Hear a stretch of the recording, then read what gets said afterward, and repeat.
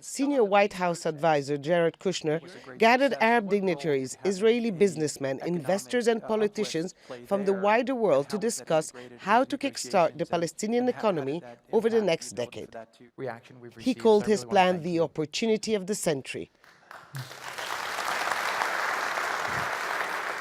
Kushner is counting on allies like Saudi Arabia and the UAE for support in soliciting $50 billion in investment pledges, even though Lebanon rejected the plan and countries like Egypt and Jordan sent low-ranking officials. If we managed to do it 25 years ago with significantly less money, I'm pretty sure that it can be done today with the amounts of money and with the private sector participation if we can achieve that hope of peace. For everybody to start working together to achieve what we're trying to achieve. The chief of the International Monetary Fund, Christine Lagarde, says the focus should be on the creation of jobs in areas such as agriculture, tourism and construction.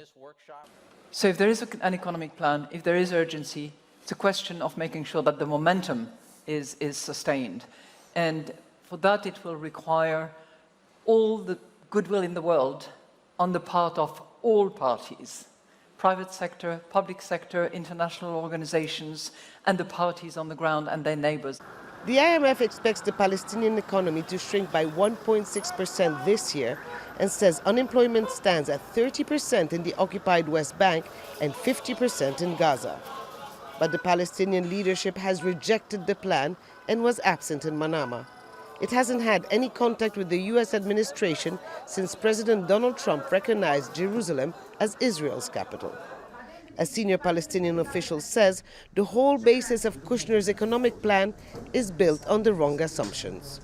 The most basic ones is that the Arabs can deliver Palestine or the Palestinians, or that the Arabs can sign on behalf of the Palestinians, or that the Arabs will even foot the bill of this plan, or that the Palestinians will substitute their freedom and dignity and self-determination for a fistful of dollars. People in Gaza and the West Bank have been protesting against it. Many wondered if their well-being is even a concern for the U.S. administration after it slashed tens of millions of dollars in aid money already. The Manama workshop was all about economics. There was no mention of Palestinian rights, return of refugees, or the end of the occupation, core issues that should be part of the political plan yet to be revealed.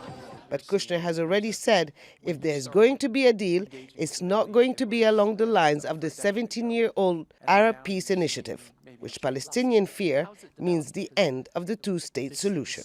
Hoda Abdel-Hamid, Al Jazeera.